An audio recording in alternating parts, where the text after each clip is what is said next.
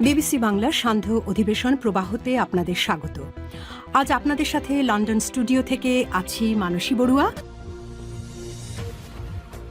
বাংলাদেশের সর্বশেষ গুরুত্বপূর্ণ আপডেট সংবাদে আপনাকে স্বাগত। শুরুতেই সংবাদ শিরোনাম, পরে বিস্তারিত। প্রথমেই জানাবো আমাদের হাতে থাকা সর্বশেষ গুরুত্বপূর্ণ সবথেকে তাজা আপডেট সংবাদ। এনসিপির প্রার্থী তালিকা থেকে বাদ পড়া মিতুকে নিয়ে নাহিদ ইসলামের পোস্ট। জাতীয় নাগরিক পার্টি এনসিপির সম্ভাব্য প্রার্থী তালিকা থেকে বাদ পড়েছে দলটির কেন্দ্রীয় যুগ্ম সদস্য সচিব ও ঝালকাঠি ১ আসনে সংসদ সদস্য প্রার্থী ডাক্তার মাহমুদা মিতু। তবে প্রার্থিতা না পেলেও তার পাশে দাঁড়িয়েছে এনসিপির আহ্বায়ক ও সাবেক তথ্য উপদেষ্টা নাহিদ ইসলাম। এরপর জানাবো, কয়েকটি শর্ত পূরণ হলে গাজায় আন্তর্জাতিক বাহিনীতে যোগ দেবে বাংলাদেশ, বললেন প্রেস সচিব। ফিলিস্তিনের গাজায় স্থিতিশীলতা রক্ষায় প্রস্তাবিত আন্তর্জাতিক বাহিনীতে অংশগ্রহণ করবে বাংলাদেশ কয়েকটি গুরুত্বপূর্ণ শর্তের উপর নির্ভর করছে বলে জানিয়েছেন প্রধান উপদেষ্টার প্রেস সচিব শফিকুল আলম। এদিকে কেন্দ্র বন্ধ করে সিল মেরে নেওয়ার ছক কষা হচ্ছে, বললেন রুমিন ফারহানা। ব্রাহ্মণবাড়িয়া ২, সরাইল, আশুগঞ্জ ও বিজয়নগরের একাংশে আসনে স্বতন্ত্র প্রার্থী বিএনপির বহিষ্কৃত নেত্রী আন্তর্জাতিক বিষয়ক সহ সম্পাদক রুমিন ফারহানা অভিযোগ করেছেন, সরাইল উপজেলার কয়েকটি ভোট কেন্দ্র আগের রাতেই তারা ভোট করে নেয়ার পরিকল্পনা করছে। তিনি বলেন, আমি বেঁচে থাকতে এমন আওয়ামী মার্কা ভোট হতে দেব না। জানাবো, গুমের পর পেট কেটে সিমেন্টের বস্তা বেঁধে নদীতে ফেলত র্যাব। গুম কমিশনের প্রতিবেদন। গুম সংক্রান্ত কমিশনের প্রতিবেদনে ২০১২-১৩ সালে সংগঠিত গুম ও বিচার বহির্ভূত হত্যাকাণ্ডের একটি সুসংগঠিত ভয়াবহ চিত্র উঠে এসেছে। তো বলা হয়েছে, ২০১৩ সালে ৪ ডিসেম্বর রাজধানী থেকে বিএনপি নেতা সাজেদুল ইসলাম সুমন সহ ৭ জনকে গুম করা হয়। একই সময় শিবিরের একাধিক নেতাকর্মীও নিখোঁজ হন। তাদেরকে গুলি করে তারপর পেট কেটে পেটের মধ্যে বালির বস্তা বেঁধে তারপর নদীতে ফেলে দেয়া হতো, যাতে করে মৃত্যুর পর তাদের লাশ আর ভেসে না ওঠে। এ অবস্থায় সেনাবাহিনীর মেজর জেনারেল জিয়াউল আহসান ১০৪৩ জন মানুষকে গুলি করে হত্যা করেছে বলে অভিযোগ পাওয়া গেছে। এবং সর্বশেষ জানাবো, ভবিষ্যতে যুদ্ধের জন্য প্রস্তুত হচ্ছে আমরা, বললেন ভারতীয় সেনাবাহিনী প্রধান। ভবিষ্যতে যুদ্ধের জন্য এখন থেকে প্রস্তুতি নিচ্ছে ভারতীয় সেনাবাহিনী, এমন কথাই স্পষ্ট করে জানিয়েছেন ভারতের সেনাবাহিনী প্রধান উপেন্দ্র দ্বিবেদী। তারা নতুন নতুন অস্ত্র কাঠামো, দেশীয় অস্ত্র সরঞ্জামের উপর জোর দিয়ে তিনি বলেছেন, আত্মনির্ভরতা এখন শুধু লক্ষ্য নয়, এটা বরং আমাদের অনিবার্য কোনো কর্মকাণ্ড। প্রিয় দর্শক, এতক্ষণ শুনছিলেন সংবাদ শিরোনাম, এবারে বিস্তারিত। তবে তার আগে বন্ধুরা, অনুরোধ থাকবে এই সংবাদটিতে একটি লাইক দিন। এই চ্যানেলে আপনি নতুন হয়ে থাকলে আমাদের সংবাদটি দেখতে দেখতে চ্যানেলটি সাবস্ক্রাইব করে রাখুন। কমেন্ট করে বন্ধুরা আপনার মূল্যবান মতামত জানিয়ে দিন আপনি বিশ্বের কোন দেশ থেকে বা বাংলাদেশের কোন স্থান থেকে আমাদের সংবাদটি দেখছেন এবং শুনছেন। আর বন্ধুরা, সংবাদটি আপনার সোশ্যাল মিডিয়া ফেসবুকে শেয়ার করে বন্ধুদেরও দেখার সুযোগ করে দিন। গাজা যুদ্ধে আপনি যদি নিরীহ ফিলিস্তিনিদের ভালোবেসে থাকেন, কমেন্টে ইয়েস লিখে পুরো বিশ্বকে জানিয়ে দিন। এবারে বিস্তারিত। এনসিপির প্রার্থী তালিকা থেকে বাদ পড়া মিতুকে নিয়ে মধ্যরাতে নাহিদ ইসলামের পোস্ট।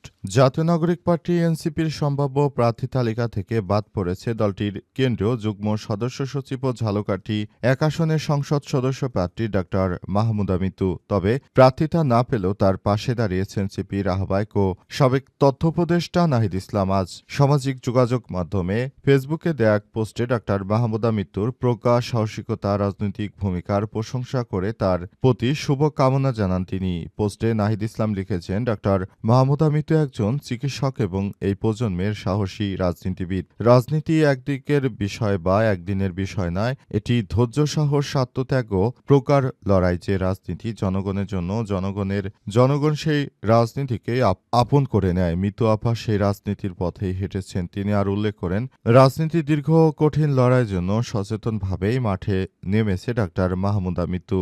রাজনীতির পথ সহজ নয়, তবে সাহসী ও সৎ মানুষের জন্য এই পথ ইতিহাস গড়ে তোলে। প্রসঙ্গত, বৃহস্পতিবার ১৫ই জানুয়ারি এনসিপির পক্ষ থেকে জানানো হয়েছে তারা জোটে যাচ্ছে এবং তারা ৩০টি আসন পেয়েছে।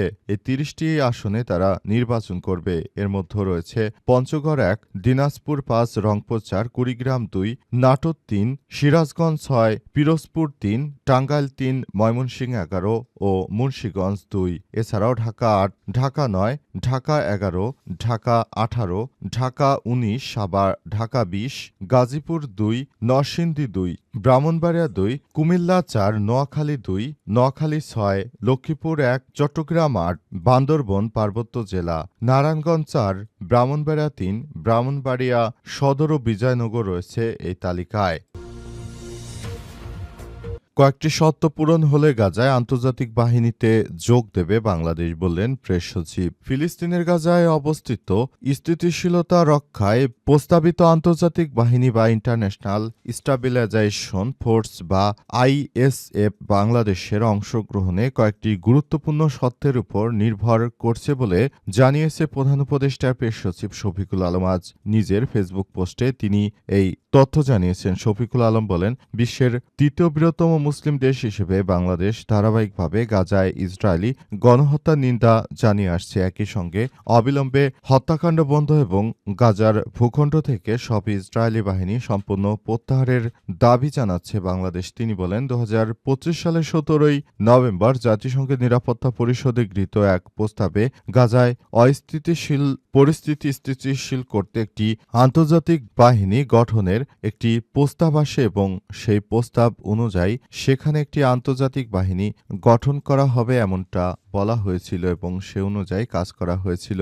আন্তর্জাতিক এই বাহিনীটি গঠনের মধ্য দিয়ে পুরো বাংলাদেশটাকে এক নতুন বাংলাদেশে পরিণত করার বিষয়ে ভাবা হচ্ছিল বলে মনে করা হচ্ছে এবং সেখান থেকে পুরো সিস্টেমটিকে একরকম একটা পরিস্থিতির মধ্যে ফেলে দেয়া হয়। সেই পরিস্থিতি থেকে বের হয়ে আসার ব্যাপারটি নিয়ে আন্তর্জাতিকভাবে ভাবা হচ্ছে যাতে করে গাজা একটি স্থিতিশীল পরিস্থিতি কার্যকর হয় এবং এই স্থিতিশীল পরিস্থিতির কারণে মূলত সেখানে এখন যে পরিস্থিতি রয়েছে সেখান থেকে বেরিয়ে আসার চেষ্টা করা হচ্ছে। আর সেই বাহিনীতে বাংলাদেশ সেনাবাহিনী যোগ দেবে এমন একটি কথা শোনা যাচ্ছিল।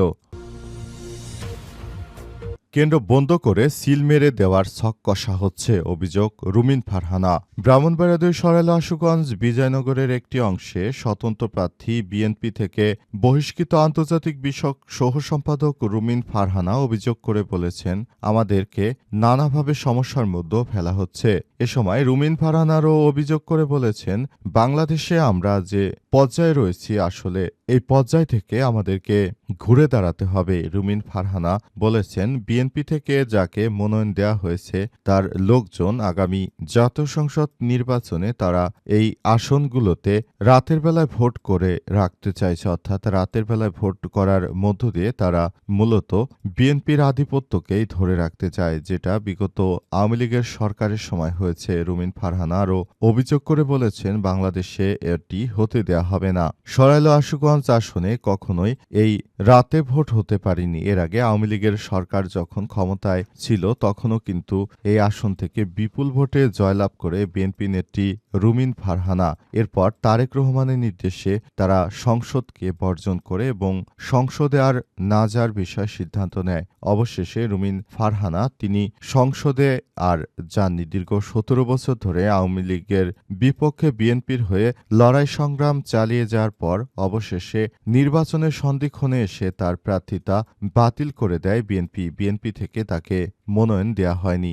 অবশেষে এই দুঃখ নিয়ে রুমিন ফারহানা তিনি স্বতন্ত্রভাবে নির্বাচন করার সিদ্ধান্ত গ্রহণ করেন এবং সে অনুযায়ী নির্বাচন করার বিষয়ে সিদ্ধান্ত গ্রহণ করেন। গুমের পর পেট কেটে সিমেন্টের বস্তা বেঁধে নদীতে ফেলত র্যাব। গুম কমিশনের প্রতিবেদন। গুম সংক্রান্ত কমিশনের প্রতিবেদনে ২০১২-১৩ সালে সংগঠিত গুম ও বিচার বহির্ভূত হত্যাকাণ্ডের একটি সুসংগঠিত ভয়াবহ চিত্র উঠে এসেছে। এতে বলা হয়েছে, ২০১৩ সালের ৪ ডিসেম্বর রাজধানী থেকে বিএনপি নেতা সাজেদুল ইসলাম সুমন সহ ৭ জনকে গুম করা হয়। একই সময় শিবিরের একাধিক নেতাকর্মীও নিখোঁজ হন। এই ঘটনার পর র্যাব ইন্টেলিজেন্স ও সংশ্লিষ্ট সংশ্লিষ্ট ব্যাটালিয়নের ভূমিকার পাশাপাশি তৎকালীন শীর্ষ কর্মকর্তাদের সম্পৃক্ততার তথ্য পাওয়া গেছে গুম সংক্রান্ত কমিশনের প্রতিবেদনে অভিযুক্ত যেসব কর্মকর্তার নাম এসেছে তাদের মধ্যে রয়েছে তৎকালীন র্যাব ইন্টেলিজেন্স পরিচালক lieutenant colonel Ziaul Ahsan, RAB ১-এর তৎকালীন অধিনায়ক lieutenant colonel Kismat Hayat, RAB intelligence major Mohammad Mahfuzul Amin Noor, তৎকালীন major Abdullah Al Momen, captain H M. Selimuzzaman, RAB ৭-এর তৎকালীন অধিনায়ক ব্রিগেডিয়ার মিফতা উদ্দিন আহমেদ ও টিএফআইয়ের তৎকালীন লেফটেন্যান্ট কর্নেল। এছাড়াও আরও অনেক কর্মকর্তাদের পুরোপুরি সেখানে নাম এসেছে এবং তারা এই ঘটনাগুলোর সঙ্গে সরাসরি সম্পৃক্ত থাকার অভিযোগ পাওয়া গেছে। তারা যেভাবে সাধারণ মানুষকে অত্যাচার করতে একটি রাষ্ট্রীয় বাহিনী হিসেবে তাদের এই ধরনের অত্যাচারের বিষয়টি মানুষ কল্পনা করতে পারত না। এক জিয়াউল আহসান তিনি ১০৪৩ জন মানুষকে গুলি করে হত্যা করে তারপর তাদের লাশকে বিভিন্ন নদীর মোহনা, রেল লাইন সহ বিভিন্ন জায়গায় ফেলে দিয়েছে। এত বড় কুখ্যাত একজন সন্ত্রাসী তিনি সেনাবাহিনীর ঊর্ধ্বতন কর্মকর্তা হিসেবে ছিলেন, এটা স্মরণ করলেই গা শিউরে ওঠার মতো একটি ঘটনা ঘটে। তাকে আটক করা হয়েছে। আশা করছি দ্রুততম সময়ের মধ্যে এই কুখ্যাত সন্ত্রাসীর ফাঁসি হবে।